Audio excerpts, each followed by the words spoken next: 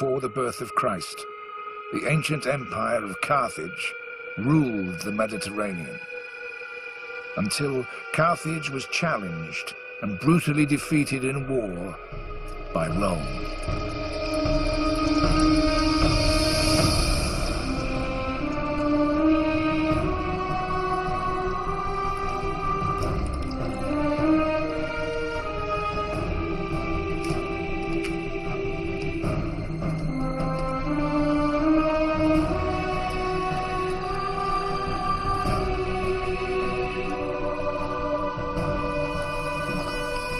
Put your hands in the blood.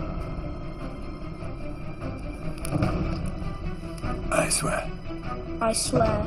That for as long as I live. That for as long as I live. I will be an enemy of Rome. I will be an enemy of Rome. It was only a matter of time before the rivalry between Carthage and Rome would once again lead to war.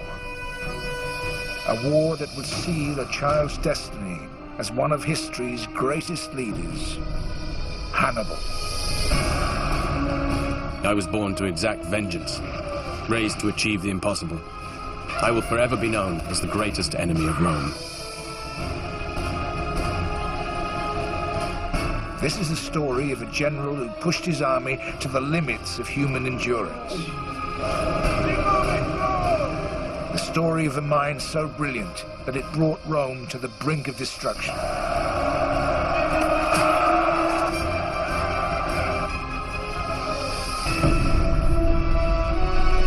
But above all, it's the story of how history can turn on a single decision. A decision that would haunt Hannibal's life, seal his fate, and determine who would rule the Western world for the next 600 years.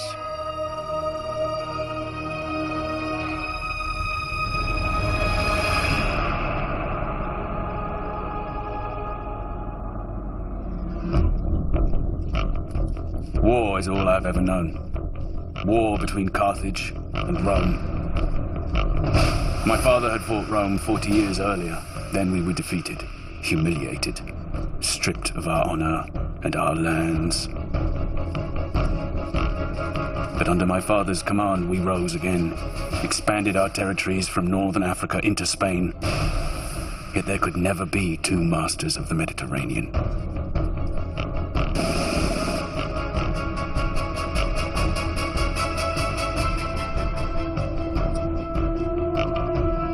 Either Rome or Carthage was destined for destruction, and I swore upon my father's memory it would not be Carthage. Hannibal Barca. Caius Terentius Varro, Special Ambassador of the Roman Senate. My brothers Mago and Hasdrubal. I think you know why I'm here. It's come to our attention that you've made military threats against the city of Saguntum. I have. Saguntum is an ally of Rome. She has our full protection. Saguntum is a city in Spain, not Italy. And yet she continues to attack Spanish allies of Carthage. Tell me, Caius Terentius Varro, if this was a city on Roman soil, what would you do?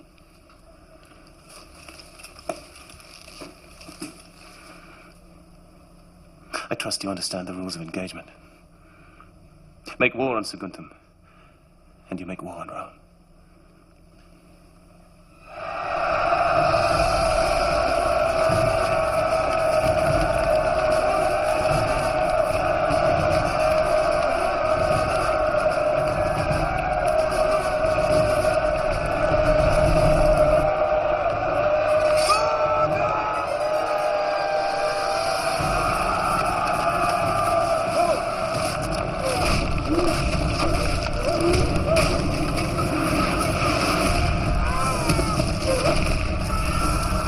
My attack on Saguntum was brutal, to provoke Rome to fight me.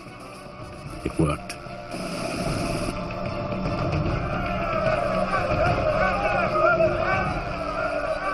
Rome will not tolerate this unprovoked attack on one of our allies. We demand that you surrender this general responsible, Hannibal Barca, to Roman authority and to face Roman justice. On what authority do you come here to Carthage and threaten us, Fabius? Secundum was rightly punished for attacking our allies.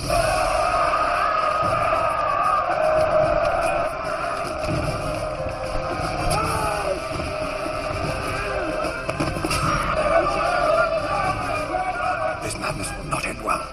It's Barca. He's pushing them to war.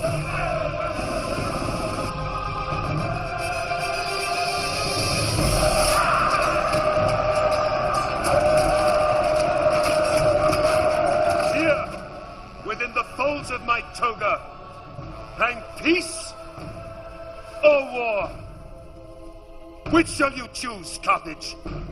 Peace or war? You say, Fabius. Let Rome decide.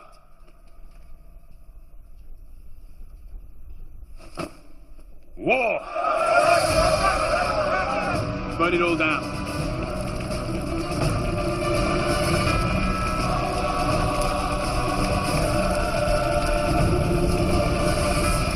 The war I was born to fight had begun. It would be a fight for the survival of our world.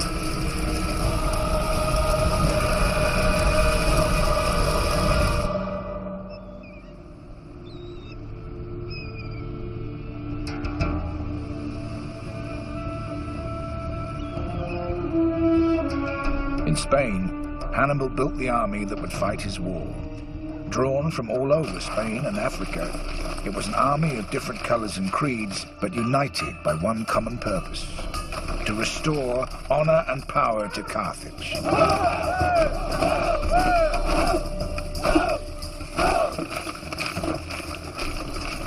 8,000 cavalry, 40,000 infantry, slingers, lancers.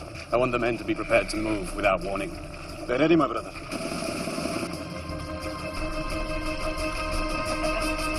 Your Numidian cavalry, Mahaba. How fast are they? As fast as the wind, General. Don't humor me, Mahaba. They're faster than the Romans, sir.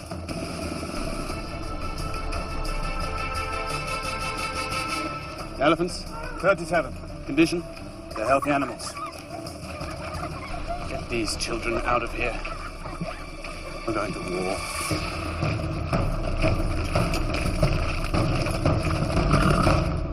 The Romans are sending two armies. One down to Sicily, from where they will hope to attack Carthage. The other up into southern France, from where they will try and attack us, here, in Spain. Except, we won't be here. We've always talked about taking the war to the Romans, fighting him on his own soil. Well, now that time has come. We can't attack by ship, because Rome controls the sea. Instead, we will invade by land. We'll take the army up through Spain, into France, across the Rhone, and then east into Italy.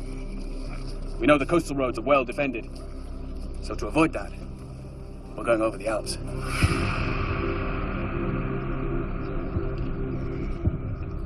$50,000 men across the mountains. It's the shortest, most direct route. Never in his wildest dreams would the Roman think us capable of such audacity. Gisco has just come back from the Alps. He's found us guides, a way through. He thinks we can do it. And as we all know, he's the most cautious amongst us. Alexander took 50,000 men from Greece, conquered the world. Not bad for a Greek, but we can do better. Now go. Brief your men.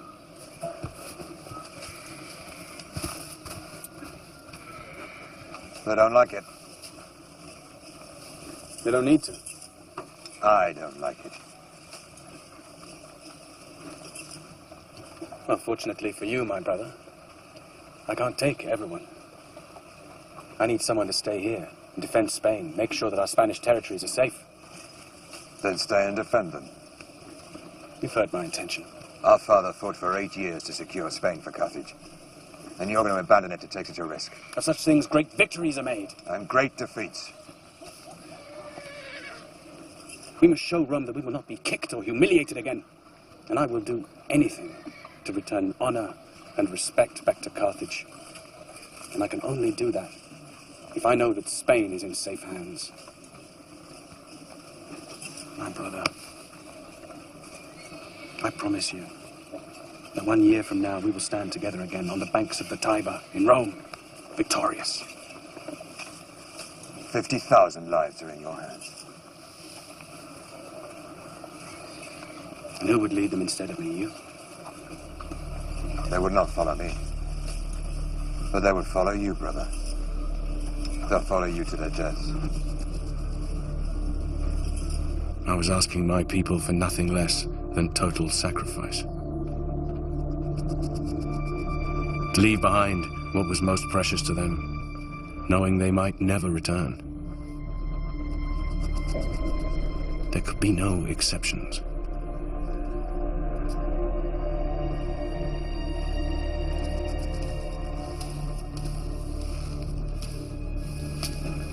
Ready? Well, as you see, we're making progress. Good.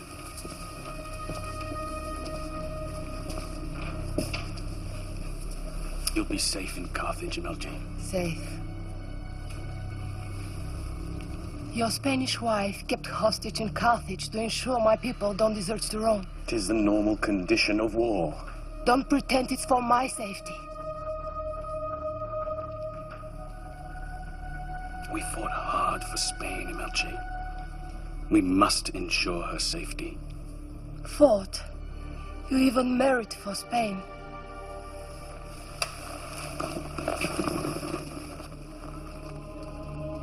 Soon this will be over. I'll have my revenge on Rome. And we will be together again.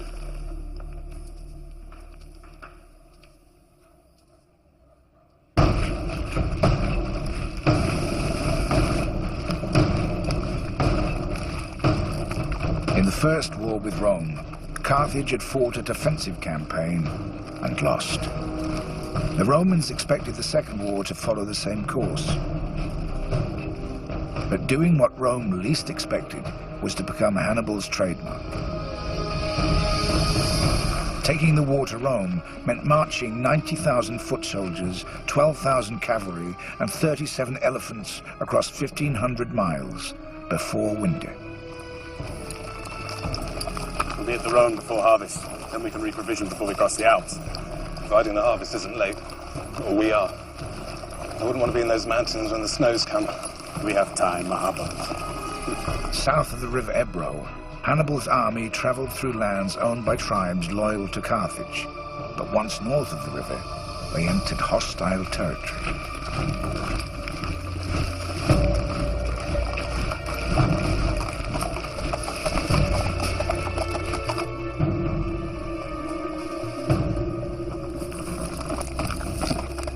Our guides, I assume.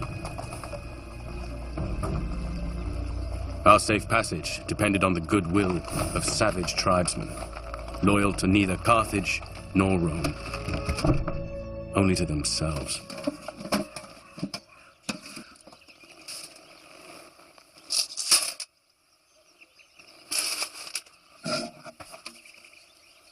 Малко е.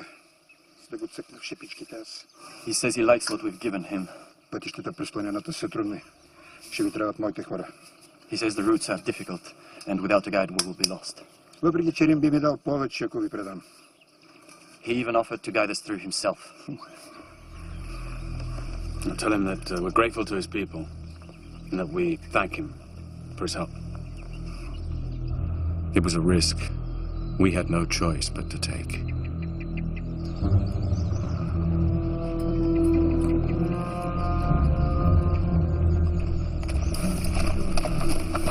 Few of my men had traveled so far north before. They were nervous, unsettled, with good reason.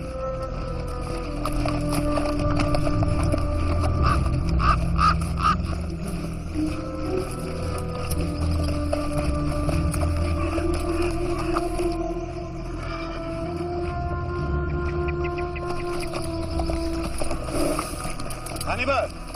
What are we going to do about the deserters? We're leaking men. When we catch one, we have the horses pull them apart as an example. Spare the horses, Maharbal. Our numbers will swell when the northern tribes join us. Somebody else! That bastard has led us into a trap! Hey, come on!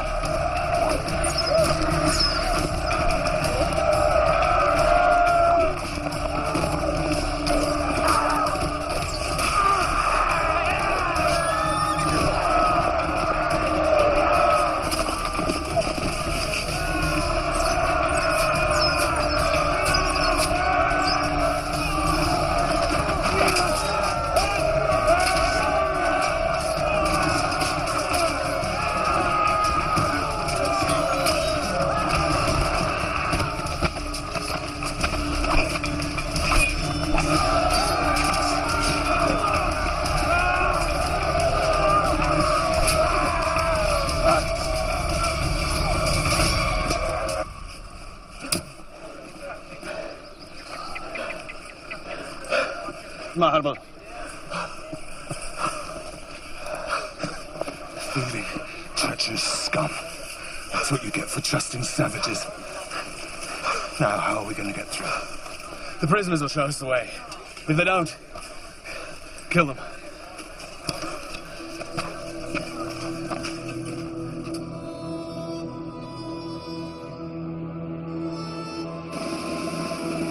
Our journey had barely begun. Yet already the forces of nature were dividing the weak from the strong.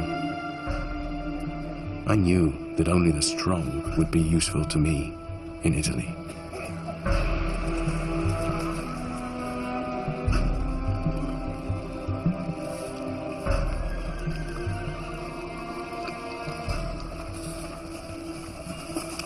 General, we have to face facts. It took too long to get here. We misjudged. If we winter here, the largest army ever assembled will be waiting for us on the other side. We're crossing the mountains.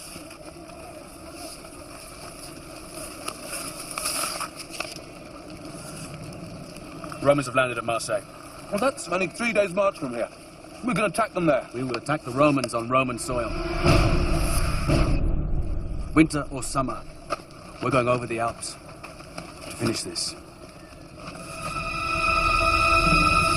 The Roman army had stopped at Marseille to resupply for their voyage to Spain. They had no idea Hannibal's army was so close. This can't be. It's true, General.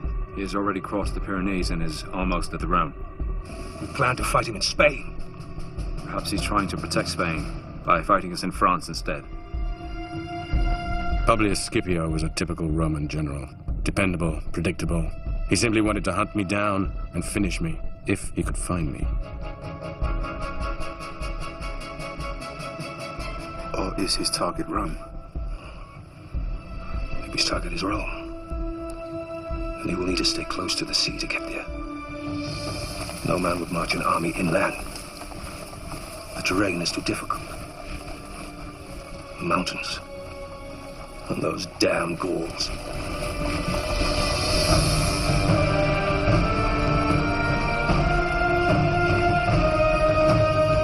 Tomorrow we march to intercept them.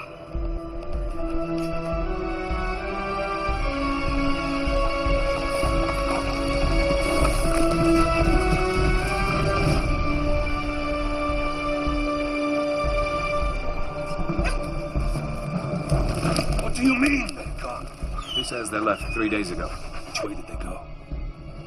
They went east, sir, towards the mountains. Do you really think he could cross the Alps? If he succeeds, he'll find us waiting for him at the other side. I am returning to Italy to raise a new army. We will crush him, even as his homeland lies in ruins. We underestimate this barbarian no more. Publius Scipio had been outmaneuvered and outwitted by his rival. It was a lesson that the family of Scipio, particularly the son, would never forget.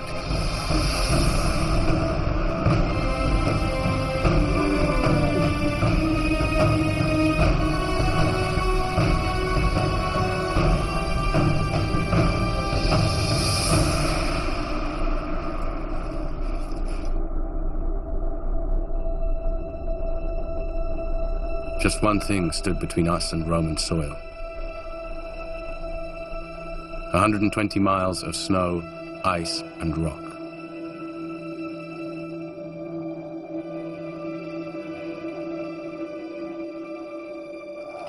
Hannibal entered the foothills of the Alps at the onset of winter. His men were used to the mild climates of Spain and North Africa, but they were ill-prepared to deal with the conditions they would face here.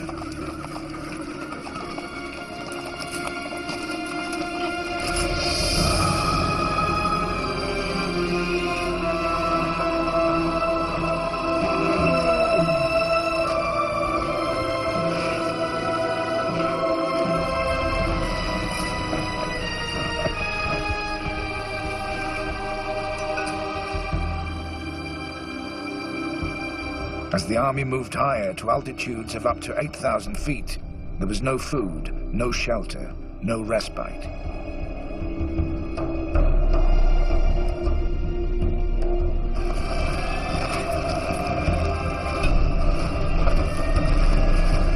To make it through, my men had to march without rest. If we stopped at all, we would die. Exposure and hunger ate through us. Come on! Keep moving! That's it! Each day, over 1,000 lives were lost, yet I was certain of our course.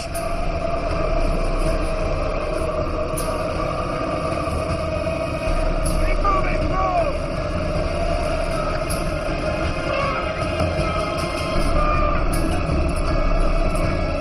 Don't stop him or you're dead! Keep moving, go!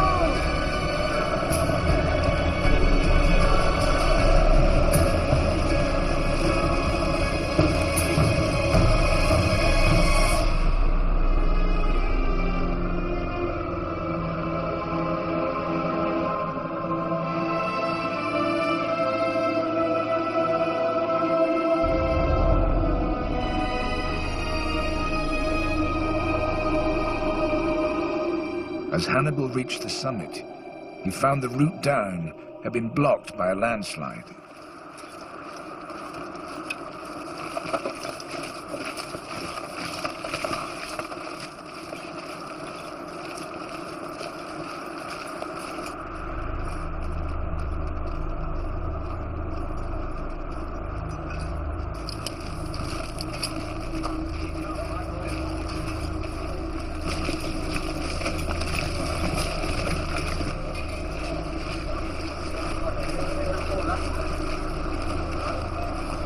Why have we stopped? The way is blocked.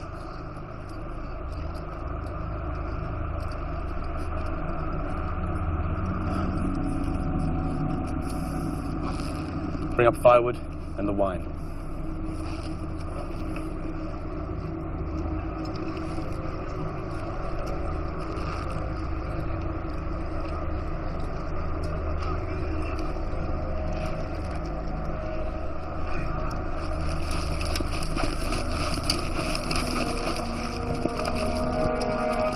Come along!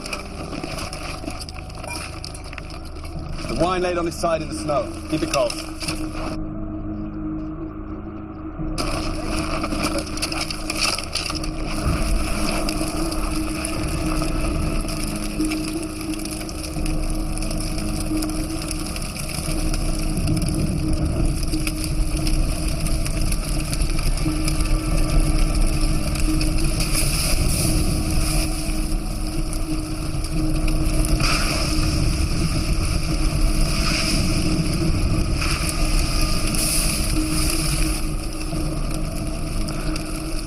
It just needs time.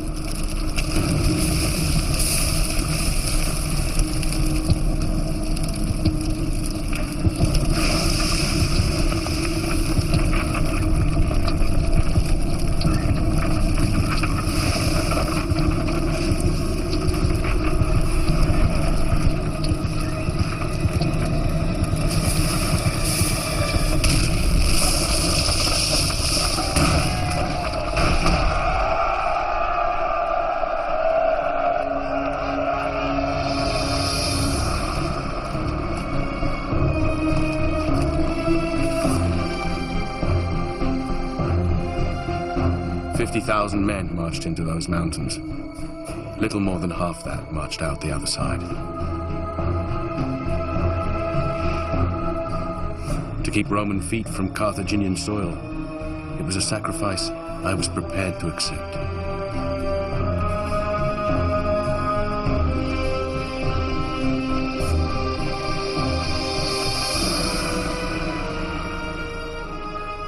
The march from New Carthage had taken 7 months. A total of 70,000 men had died or deserted along the way. A far greater challenge now lay ahead.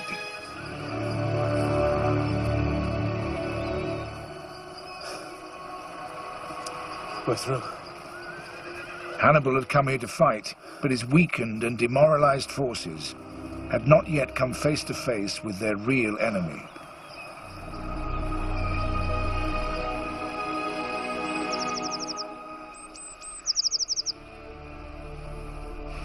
They made it through. But now they're all sick.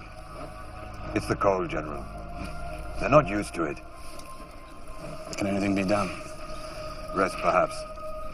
But even then, I can't be sure when they'll be ready for battle.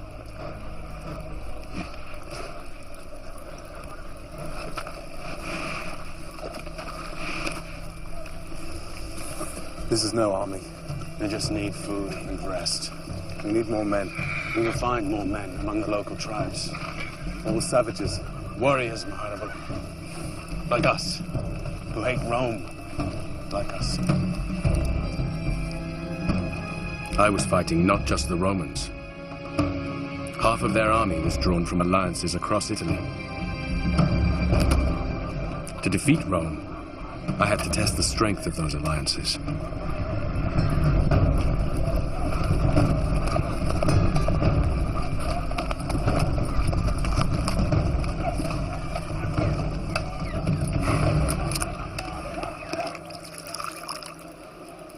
What are you asking me for?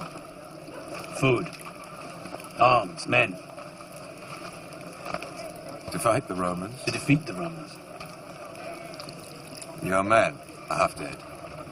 They're starving, exhausted. You speak of madness. No. Freedom. When your army goes, what then? We have stood up to Rome before. Do you know what the Romans do to those who fight them? They do not leave a living soul. The bodies of our people were mixed with the corpses of our dogs. If you join us, there will be no more threat from Rome. I swear it.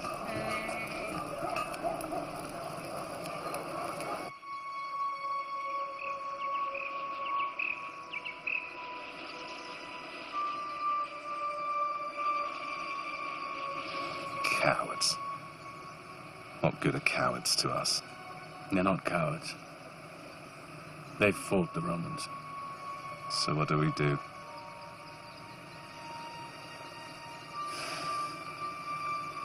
We turn back. Across the mountains.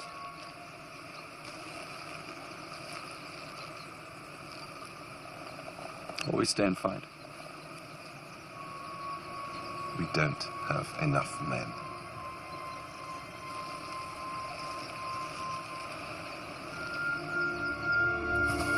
No battle is won by numbers alone. What counts is the desire to survive. To prove that to my men, I set the prisoners a challenge, a fight to the death. The prize, their freedom.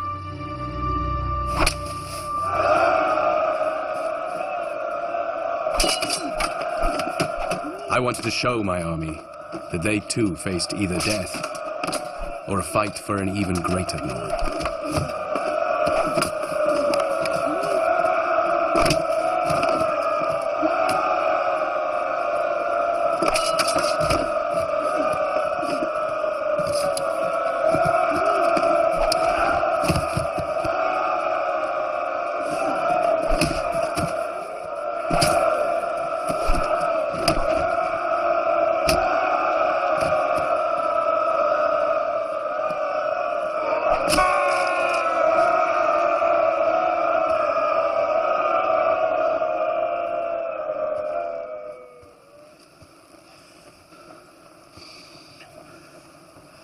This man has won his freedom by fighting for his life.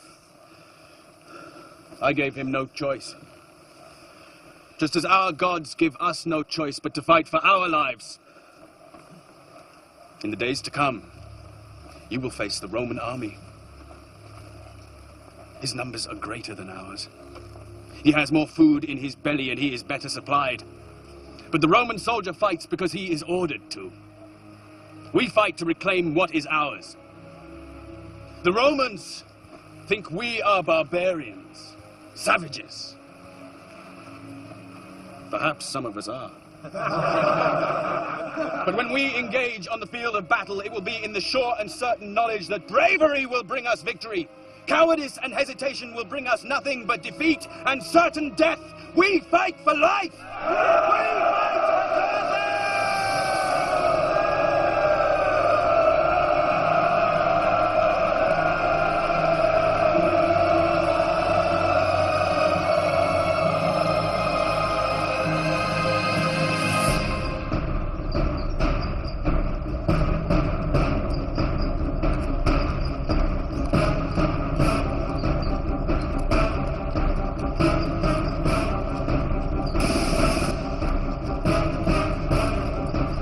As Hannibal rallied his forces, the army of Publius Scipio marched north to confront him.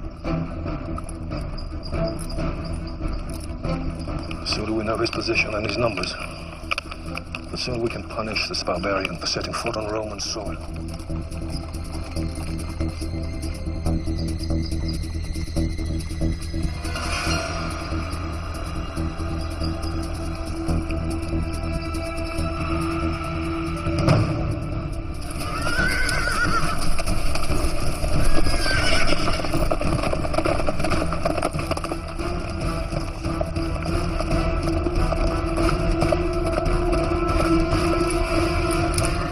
How many? 4,000 or 5,000 light infantry and cavalry. Tell your men to keep out of sight behind that hill. Here it begins.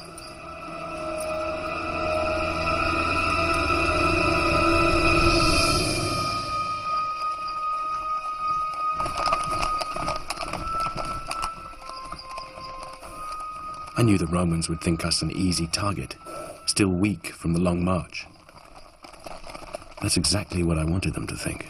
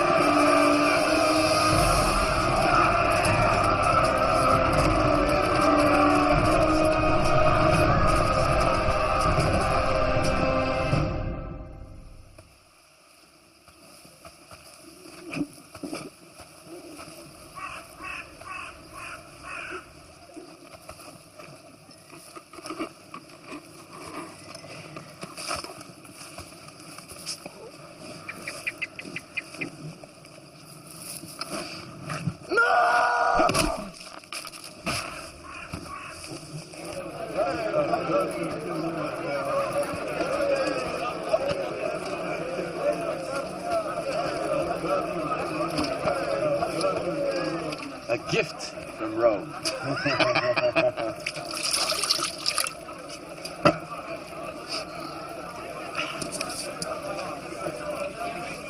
So the cavalry didn't disappoint, General? They fought bravely. They were well led. They were. To be fair, my Roman counterpart didn't seem in the mood for a fight. You very nearly killed him. Nearly? Are you losing your edge, Maharval? He was rescued by his son. That's 2 generations to escape your blade. Who is this family fate smiles so kindly upon? Their name is Scipio, one of Rome's most noble families.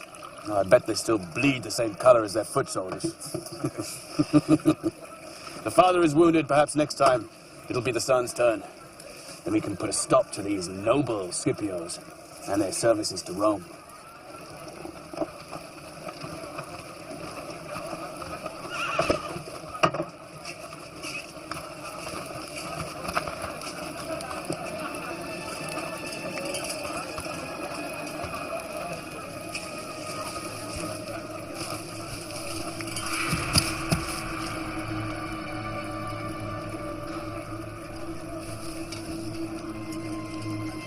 All right, General of Carthage. We will join you. You are welcome. What you witnessed today is only the beginning, my friend.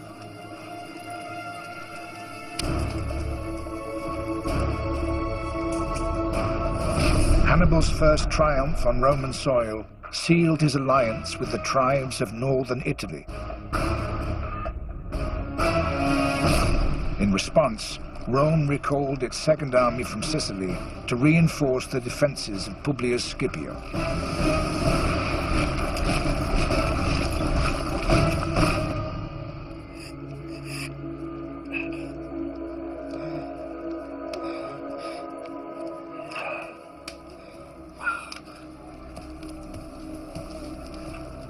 Longus.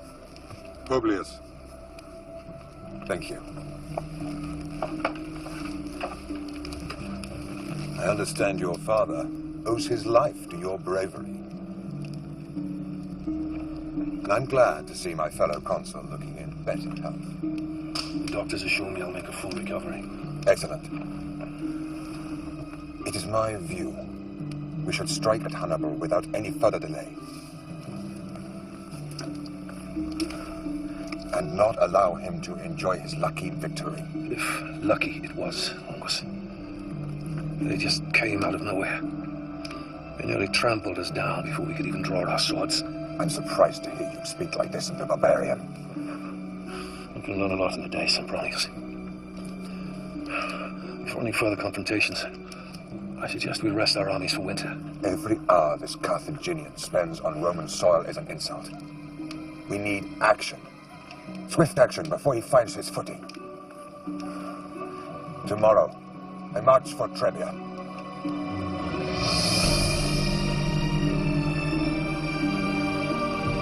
As consuls, Publius and Longus shared the highest political position in Rome. Each term of office lasted just 1 year. With time running out, Longus was desperate to fight. At Trebia, I offered battle before his army was prepared, and he took the bait. 25,000 of their finest soldiers were slaughtered. At Trasimene, they threw the might of the Roman army against me. Under cover of mist, we forced them into a lake and massacred 15,000 of them. Some even drowned themselves rather than face our sword.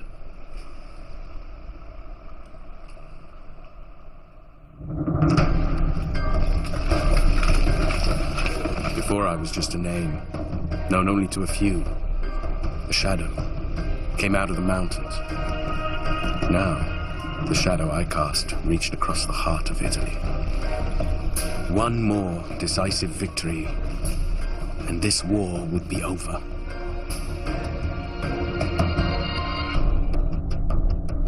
Hannibal's army was now within striking distance of Rome. For the first time in 50 years, a military dictator was appointed. The man they chose was Fabius Maximus. May I remind you all that Hannibal's army is 100 miles from Rome? Well, then we must fight them. Fight them until we destroy them. Or until we are destroyed. Are you questioning, sir, the honor and the courage of the people of Rome? These are the facts.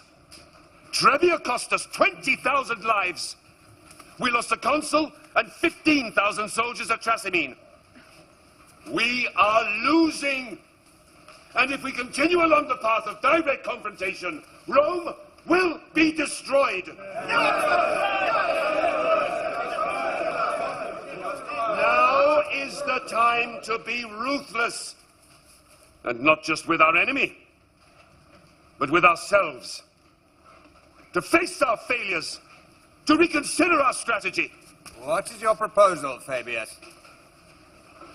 That we starve him of the one thing he thrives on. Battle. The best way to fight Hannibal is not to fight him at all. Oh, he has a large army. But it is made up of many peoples who can be easily divided by harassment of their supply lines, by starvation of his troops. In short, to kick his army in the stomach. These are the tactics of cowards, not soldiers. Would you have the great Roman army adopt the tactics of the savage? I would have the great Roman army do anything to defeat this Hannibal once and for all.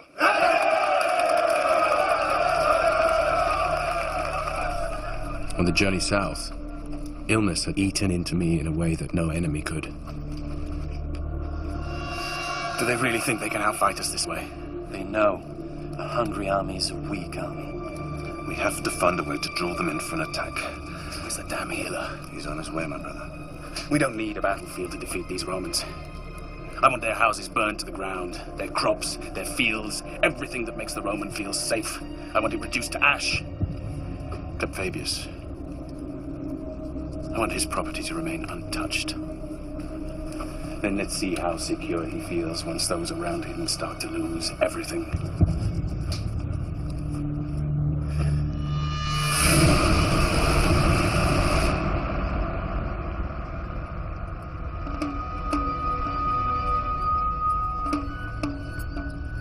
Sir Fabius, how would you say your strategy is progressing?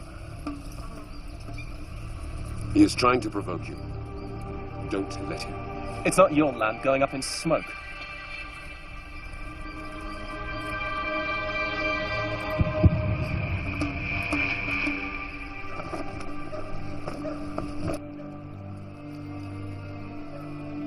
The infection is very deep.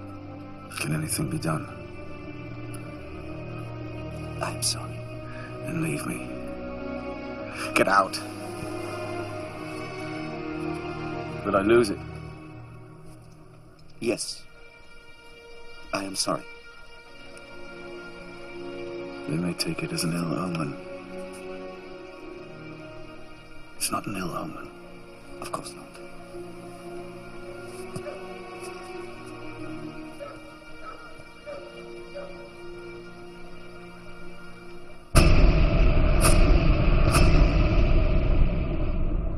Do you understand what it means to be a citizen of Rome, Scipio?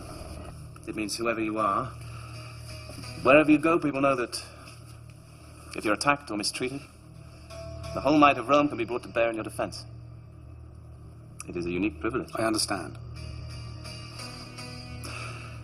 This barbarian sets an example to every other half-breed and savage that Rome is to be trifled with. I speak out of turn. You're loyal to Fabius. Fabius is my commanding officer. Whoever held that rank would command my loyalty. Fabius humiliates Rome. My friend lacks your discipline, Scipio. Please forgive his outburst. He does, perhaps, raise an interesting point, though. But feel free to speak plainly, Scipio. We're among friends here. Our present tactics make us look weak to our friends and allies. Hannibal is laughing at us. This is not the way Rome should conduct itself. So, if circumstances were somehow to change, you would be in favor of engaging the barbarians? I would. Under the right leadership. Well, my friend, perhaps the way of Fabius will not be the way of Rome for much longer. Fabius' dictatorship is coming to an end. I myself am standing for consul. And then perhaps we shall find another way of dealing with our problem.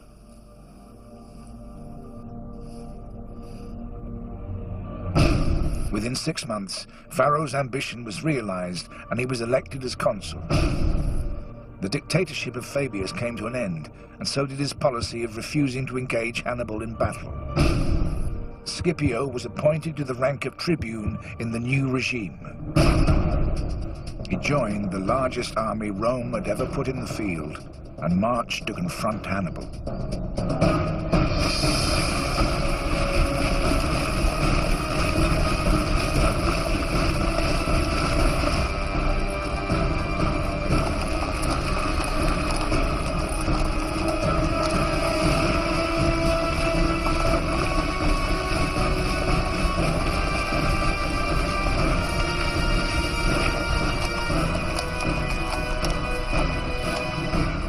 The ensuing battle would be one of the bloodiest ever fought. It looks like 8 legions. 85,000 men. Are you beginning to miss Fabius, Gisco? 85,000. It's the largest army Rome has ever assembled. They've come as one, we'll kill them as one. They're well trained, they'll be hard to break. Discipline can be a flaw as well as a virtue. Yes, the Romans are trained to fight in one way only, which makes them predictable. We'll present them with the unexpected and watch them fall apart.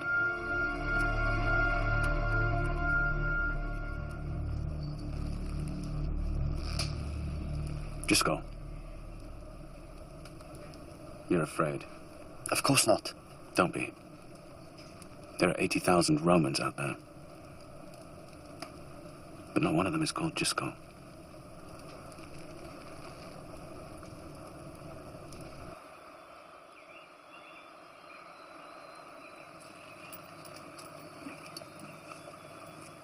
This is ideal. We'll pitch our forces there, on that bank.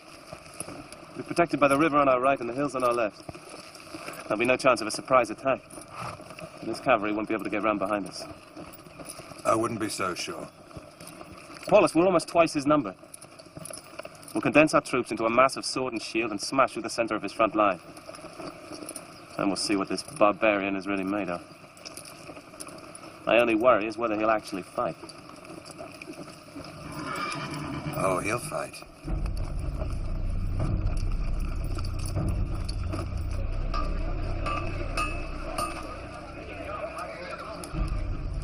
We're outnumbered, and the Romans have chosen a battlefield that plays to the strengths of its infantry. It's a wise choice, but it's not as wise as they think. Our forces will be arranged like this, like the outside of a bow, strong yet flexible. Mago, you will command this line.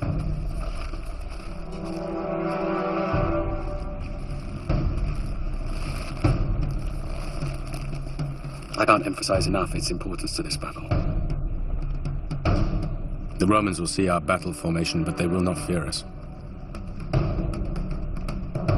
They will have the confidence that comes only with greater numbers, and we will let them believe.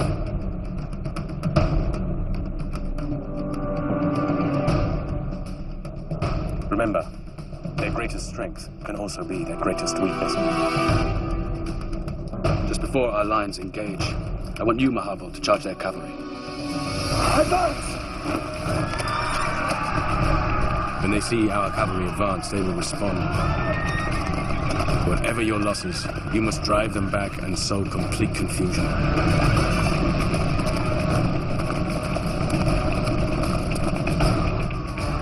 Keep advancing!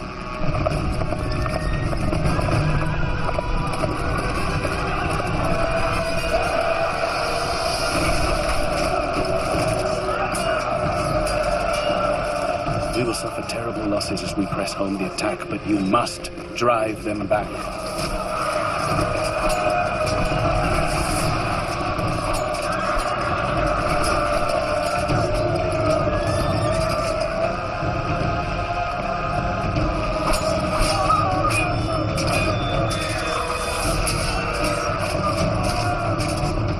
Romans will respond by throwing forward another wave of infantry. They have superior numbers and they will use them. Legions of Rome! To glory!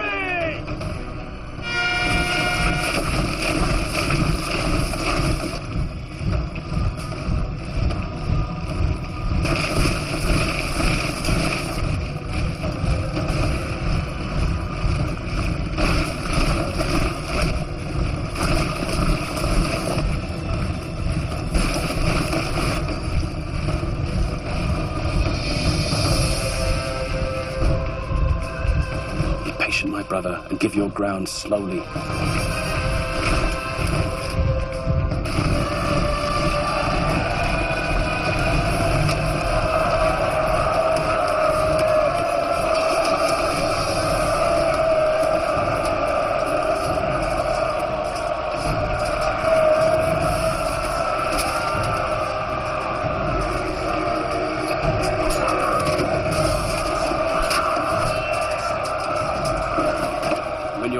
Which it must, the Romans will be sucked in.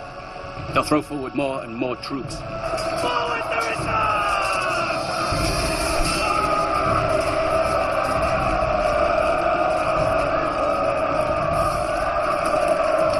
At this point, the Romans will think they have won.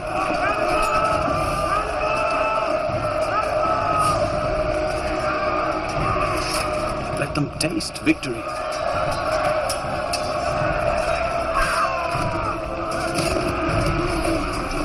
Before we mobilize our hidden reserves to swing around and block them off on either flank.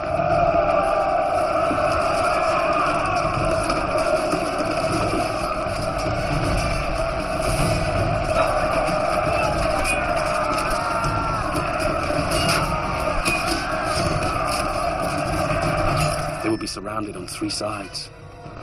They will have nowhere to go but backwards.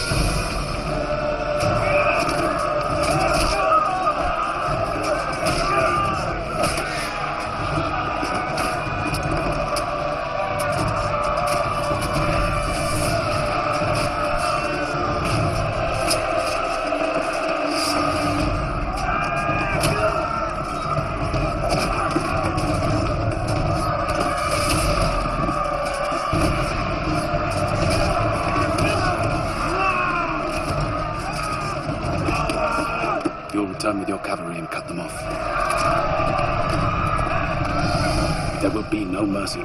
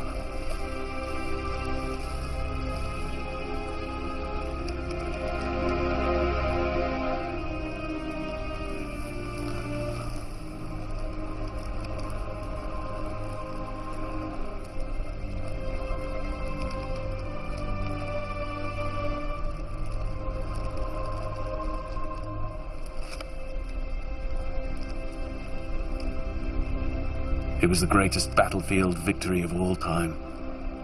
60,000 Romans perished at our sword. Cream of military and political leadership completely wiped out in a single day. A victory greater than that of Alexander or any hero who walked this earth before me. And yet, I felt no sense of triumph.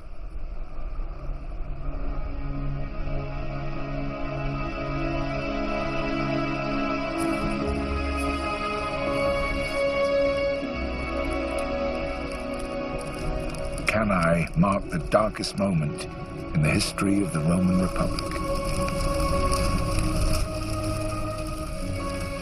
In a matter of hours, Hannibal had all but obliterated Rome and everything it represented. His next move would dictate the outcome of the war and the course of history.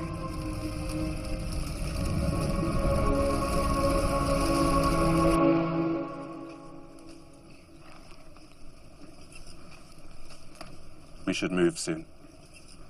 To Rome. My men could ride before dawn. We're not going to Rome. What? It's over. We've won. No. Not until Rome is destroyed, ripped apart, annihilated. Why? For what? We're not savages!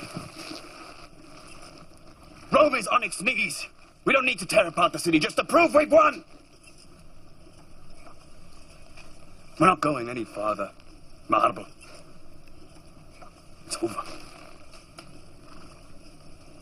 So the gods haven't given everything to one man. You know how to win, Hannibal, but you don't know how to use a victory. What do you propose? We shall present Rome with terms for their surrender.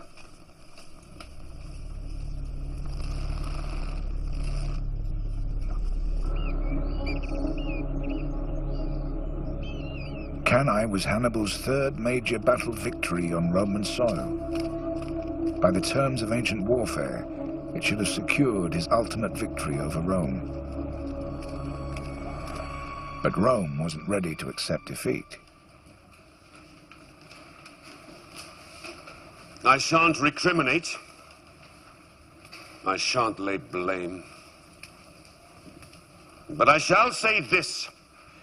If Rome is to survive, we need a new army. Now. I will lower the age of enrollment to 17 and reduce the property qualifications for military service. And I'll go further.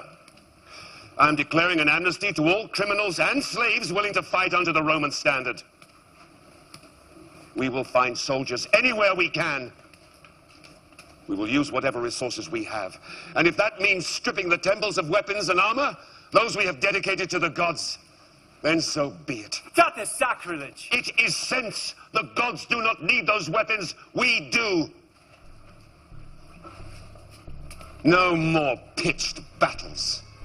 No more grand gestures. We will grind the barbarian down little by little, day by day, until he is but dust. As I advised us to do right from the start. Arrogance and pride have brought us to where we are today. But this is not a fight about honor, or glory, or promotion. This is a fight to the death for the survival of Rome. She was supposed to capitulate. Did you seriously expect surrender from Rome? We wander this country at will. We destroy whatever force they sent against us. We've defeated them in battle 3 times! The Romans cannot go on producing new troops forever, nor raising new leaders overnight. By all the rules and conventions of war, she should be finished! Did we play by the rules?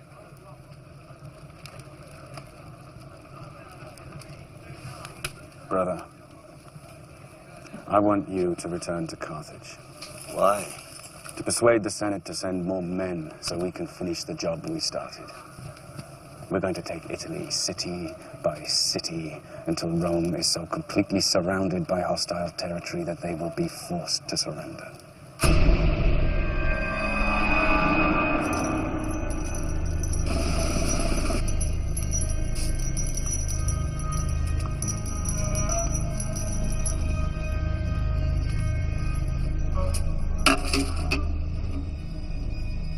These are the rings of Roman senators who've already fallen to our sword. They are the symbols of our many victories over Rome. What we need now is more men, so that we can finish this war once and for all. Well, Mago Barca, if the Romans are very nearly vanquished by your brother's heroic forces, why does he now seek our help? With fresh supplies and more men, this campaign would be over. I seem to recall that your brother assured us that his conquest would be a quick affair. How long has it been now? 3 years. And what have you to show for it? This campaign is over, my friend. Hannibal's army in Italy will receive no further assistance from this Senate. And furthermore, I move that you, Mago Barca, be appointed to command those reinforcements that we are dispatching to Spain.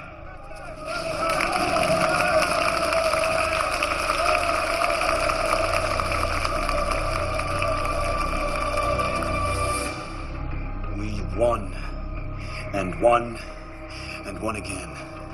But they send troops and supplies anywhere but to Hannibal. His enemies are more powerful. The jealousy against him is stronger than ever.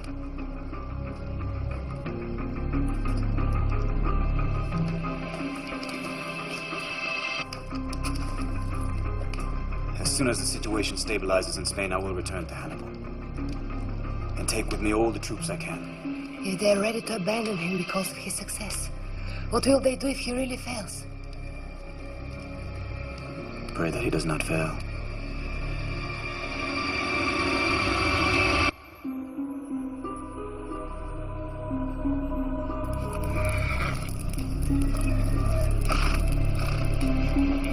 Without reinforcements, Hannibal's army couldn't force Rome into battle. For the next 7 years, he was left isolated.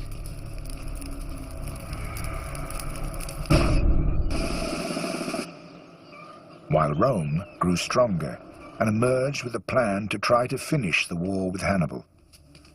So, what is it that cannot wait until tomorrow, Scipio? I have a proposal. And so I gather. We've been fighting Hannibal for 9 years. And you have given Rome a shield which the enemy cannot seem to break. You have held Hannibal. Yes, what's your point? Victory comes not by the shield, but at the point of a sword.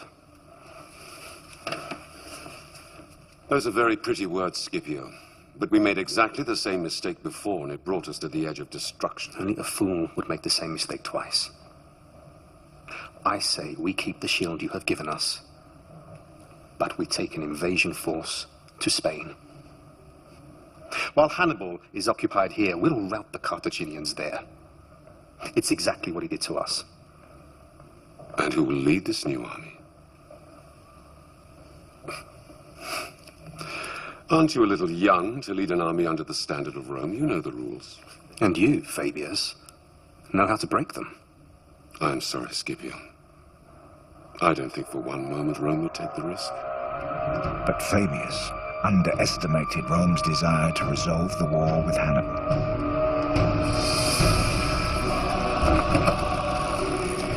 And having observed Hannibal for more than 10 years, Scipio was about to prove just how much he'd learned. We must always ask ourselves, what does the enemy least expect? And then we should do it. His brothers will expect us to engage him in open battle, as we have always done. But we shall not. Instead, we shall do exactly what Hannibal failed to do in Italy. We'll go straight for their capital. New Carthage is our goal. We will lure their defenses away and ambush them. Then we shall sack the city. There will be no mercy.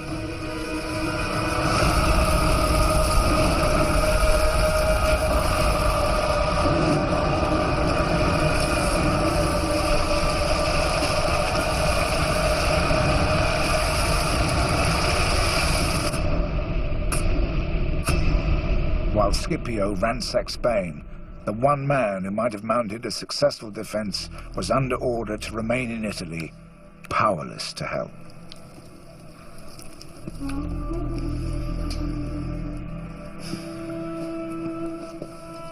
General, I do not see good portents in the entrails of this beast. Well, look harder. I'm getting tired of your constant gloom. You would not have me lie to you, General. I'd have you cut open and put on this tray if it would help me, priest. Why disbelieve the guts? The war is no longer here. Scipio is in Spain, winning victory after victory over our territories while we rot here. Is this how it all ends, Hannibal?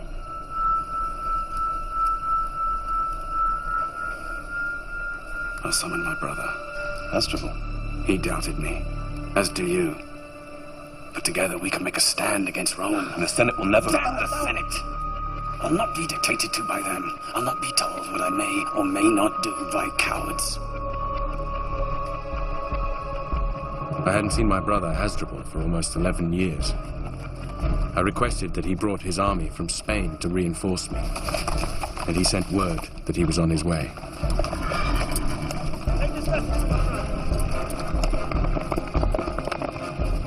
My hopes soared, because together I knew we'd be invincible.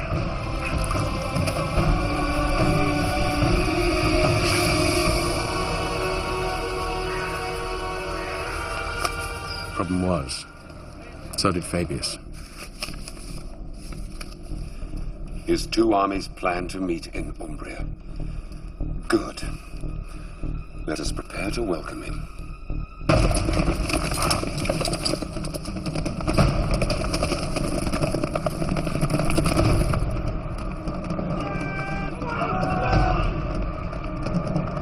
Steady, man! Steady!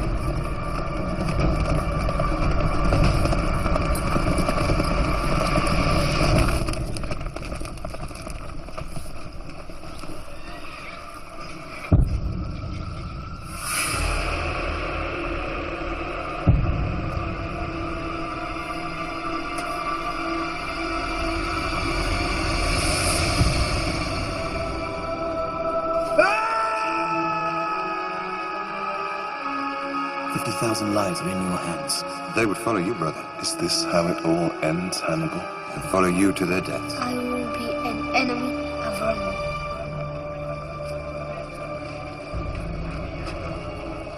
With Hasdrubal's death, hopes of victory on Roman soil slipped away from Hannibal. Scipio returned to Rome triumphant from his Spanish campaign. Now he was fired with even greater ambition. Roman senators, I thank you. But there is more glory to be had. The conquest of Spain alone will not win us this war. To rid our country of the Carthaginian invader, we must take the fight to Africa, to Carthage itself. Strike Carthage, and they will call Hannibal back to protect his homeland. And on African soil, I will defeat him.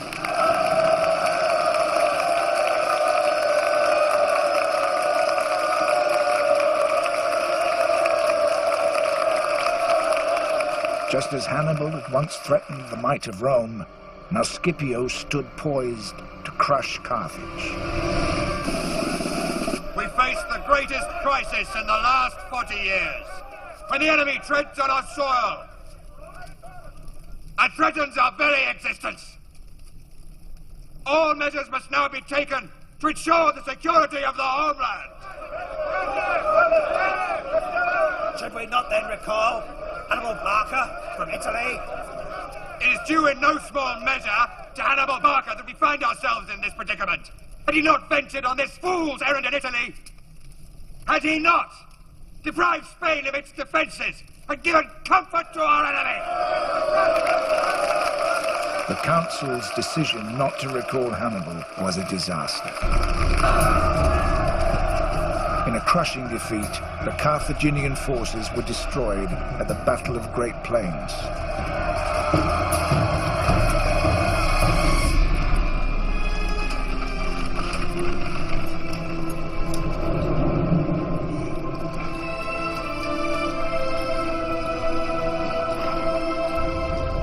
Hannibal remained in exile for another year until he was finally recalled to defend Carthage and save the reputations of the politicians who had betrayed him. But the odds were against him from the start. We're losing our allies to Rome. Scipio is not stupid. He's using exactly the same tactics we used on him, sapping our strength by stealing our allies. Those allies include Numidian cavalry. How many? 4,000. So we're outnumbered in cavalry. Our one true advantage. All we have is an army of raw, untrained recruits. We still have you, General. And I have you, and by the gods, I'll need you. Scipio's pitched at Zama. Yes. I'll need to know his exact numbers and disposition. Soon.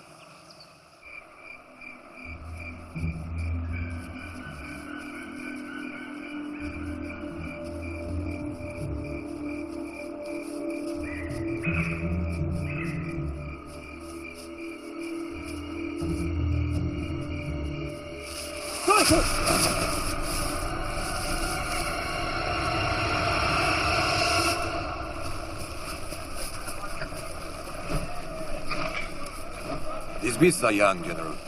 They'll need training. Well, you've never let me down yet, Vandigar. General. We thought we were dead, General. But they just showed us around the camp. They showed you around the camp? We were taken around by Scipio. By Scipio himself. A Scipio? We thought we were dead men. We thought they'd kill us. But he, the general, he just showed us around the camp. What did he show you? Everything. His Numidian cavalry? Yes. That's what the Romans showed us first. I'm sure he did. I'm sorry, General. You did what you were sent to do. I can ask nothing more. You can go back to your units. What is he trying to do? Is he trying to warn us off or get us to fight? I don't know. I want to talk to him.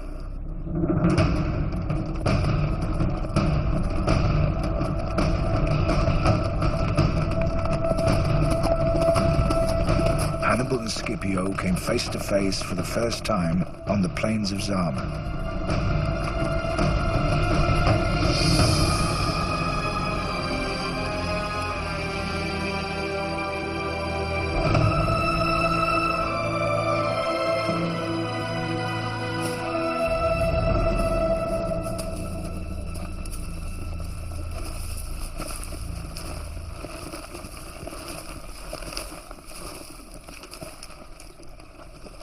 This battle can serve no purpose, Scipio.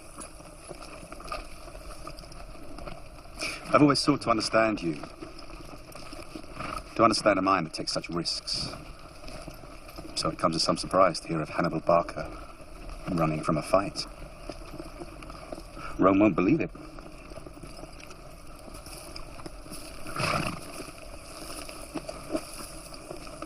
Too many people have died already. Pointless slaughter of fine men on both sides can be avoided. No. If there's one thing I've learned, it is that a war must be finished. Utterly. I have you to thank for that lesson. You have me to thank for everything you have become, Scipio. Were it not for me, I wonder, would you even command an army at all? I made you. You caused me to be. It's not the same thing. If you had taken Rome when its doors were open to you, we wouldn't be standing here now. You didn't finish it then, so I finish it now. Don't make this personal. This was personal from the moment you set foot on Roman soil. Then tomorrow we shall decide the course of our history.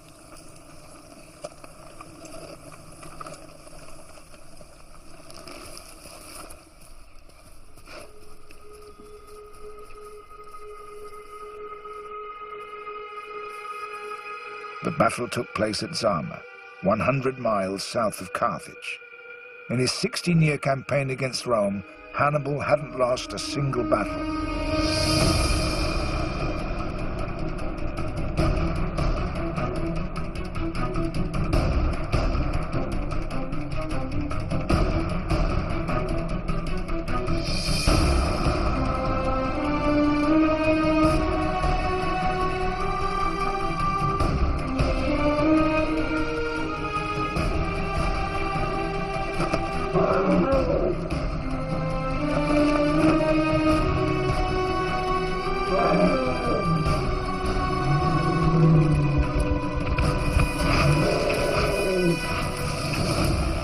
Hannibal assembled a force of 50,000 men, outnumbering Scipio's army of 30,000.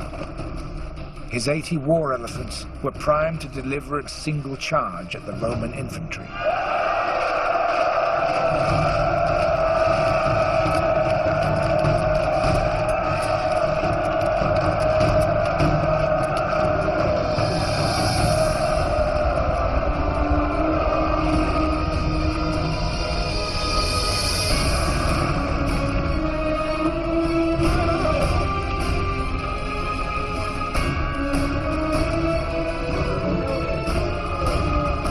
But Scipio anticipated Hannibal. At the last moment, as the elephants charged, great channels opened in the Roman lines, drawing the beasts into corridors of death.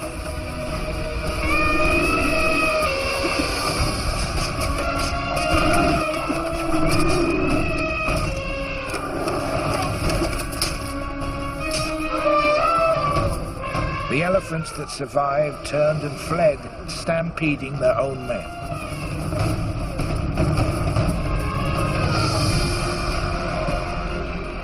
Each of my Roman enemies revealed a weakness that I could exploit. I had outwitted, outfought, and outlasted all of them. But not Scipio. Scipio had imitated my strategy, copied my tactics, and now I saw just how well he understood me. He ordered the cavalry he had taken from me to seal our fate, just as we had done to them at Cannae. At Zama, he used everything he'd learned from me to destroy me. General! You've got to save yourself! You've got to save yourself! While you're alive, you will never feel safe! Look how they ever be without hope! Save yourself, General!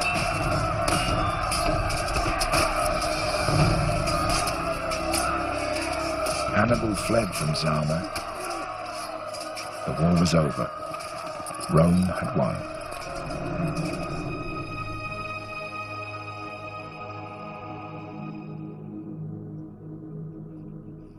But as long as Hannibal was alive, Rome could not rest. They finally tracked him down to Bithynia in northern Turkey.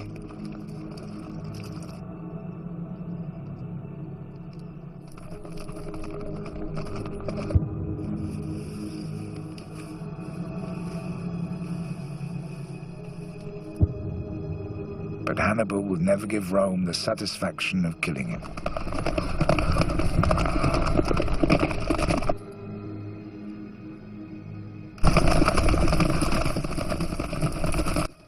And now, the time has come to rid the Romans of this hated old man.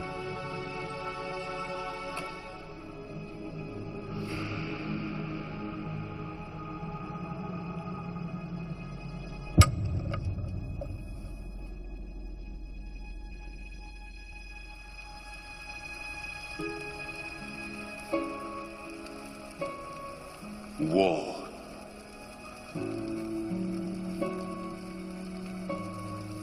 Pray that he does not fail.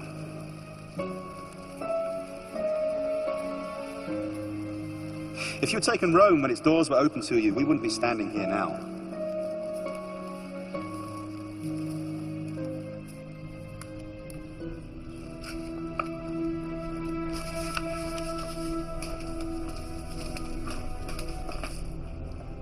Is that all of it?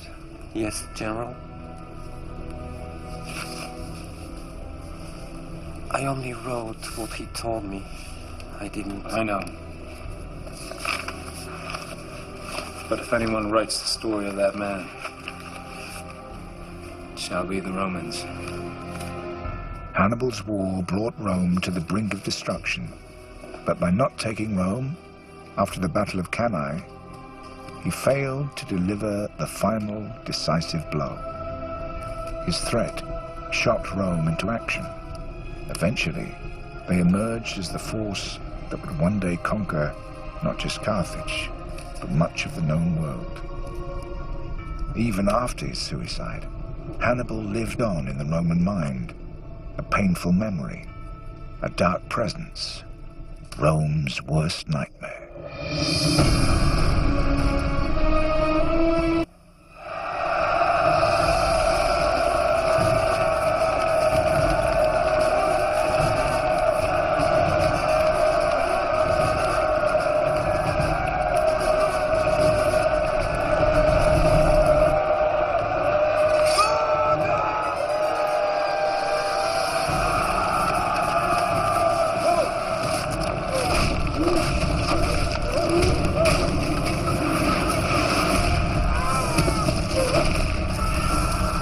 My attack on Saguntum was brutal, to provoke Rome to fight me.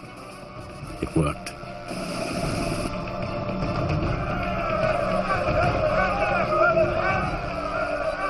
Rome will not tolerate this unprovoked attack on one of our allies.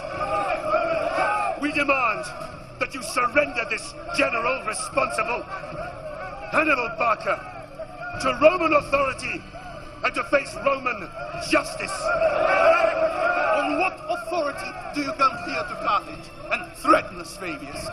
Secundum was rightly punished for attacking our allies.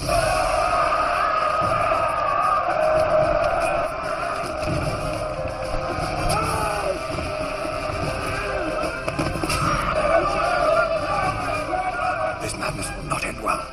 It's Barca. He's pushing them to war.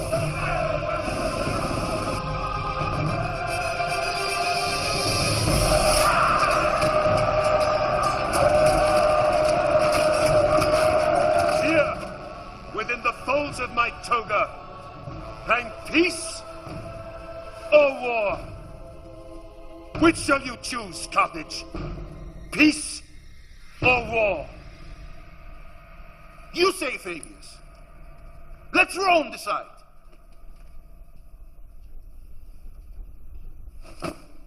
War!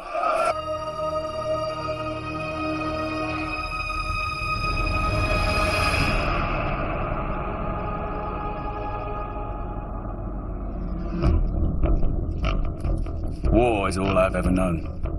War between Carthage and Rome. My father had fought Rome 40 years earlier. Then we were defeated, humiliated, stripped of our honor and our lands. But under my father's command, we rose again, expanded our territories from northern Africa into Spain. Yet there could never be two masters of the Mediterranean.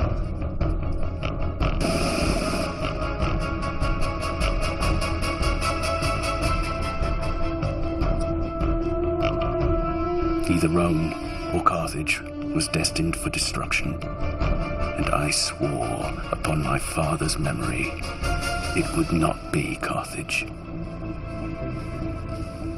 Hannibal Barca. Caius Terentius Varro, Special Ambassador of the Roman Senate. My brothers Mago and Hasdrubal. I think you know why I'm here. It's come to our attention that you've made military threats against the city of Saguntum. I have. Saguntum is an ally of Rome. She has our full protection. Saguntum is a city in Spain, not Italy. And yet she continues to attack Spanish allies of Carthage. Tell me, Caius Terentius Varro, if this was a city on Roman soil, what would you do?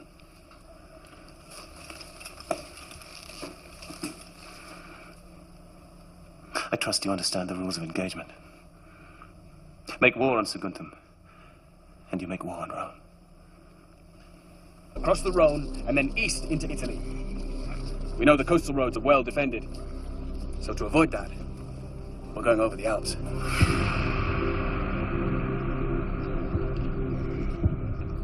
50,000 men across the mountains. It's the shortest, most direct route. Never in his wildest dreams would the Roman think us capable of such audacity. Gisco has just come back from the Alps.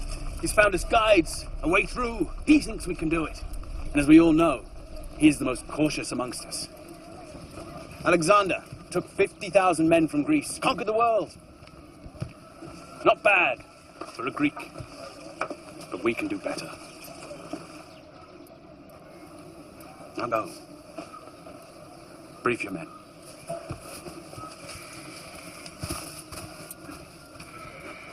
They don't like it. They don't need to. I don't like it. Well, fortunately for you, my brother, I can't take everyone. I need someone to stay here and defend Spain, make sure that our Spanish territories are safe. Then stay and defend them. You've heard my intention. Our father fought for 8 years to secure Spain for Carthage. And you're going to abandon it to take such a risk. Of such things, great victories are made. And great defeats. We must show Rome that we will not be kicked or humiliated again. And I will do anything to return honor and respect back to Carthage. And I can only do that if I know that Spain is in safe hands. My brother, I promise you that 1 year from now we will stand together again on the banks of the Tiber in Rome, victorious. 50,000 lives are in your hands. And who would lead them instead of me? You? They would not follow me. Burn it all down.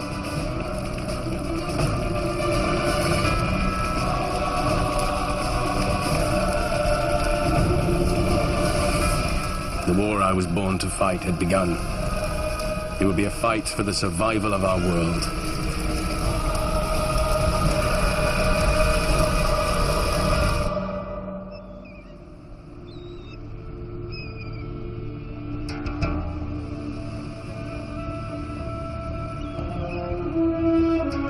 In Spain, Hannibal built the army that would fight his war. Drawn from all over Spain and Africa, it was an army of different colors and creeds, but united by one common purpose: to restore honor and power to Carthage.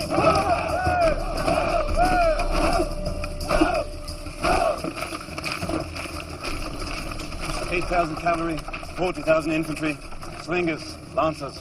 I want the men to be prepared to move without warning. They're ready, my brother.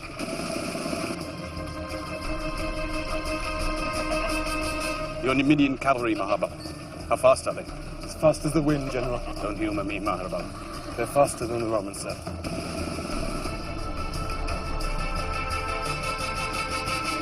Elephants? 37. Condition? They're healthy animals. Get these children out of here. We're going to war.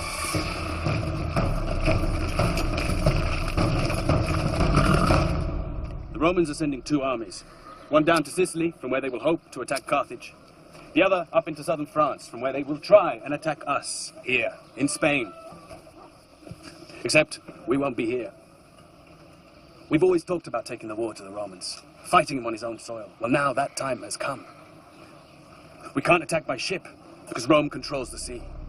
Instead, we will invade by land. We'll take the army up through Spain, into France. Before the birth of Christ, the ancient empire of Carthage ruled the Mediterranean, until Carthage was challenged and brutally defeated in war by Rome.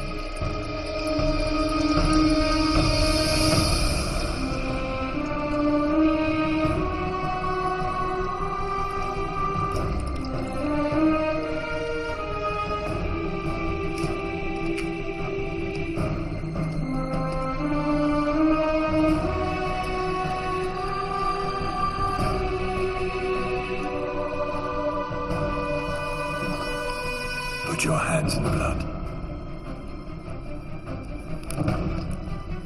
I swear. I swear That for as long as I live, that for as long as I live, I will be an enemy of Rome. I will be an enemy of Rome. It was only a matter of time before the rivalry between Carthage and Rome would once again lead to war.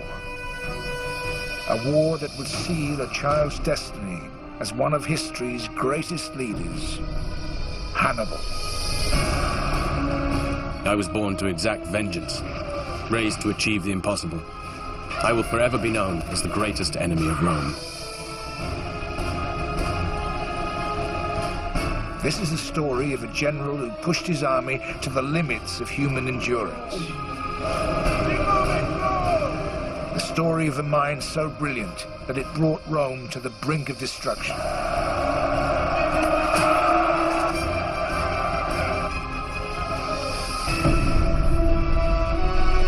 But above all, it's the story of how history could turn on a single decision. A decision that would haunt Hannibal's life, seal his fate, and determine who would rule the Western world for the next 600 years.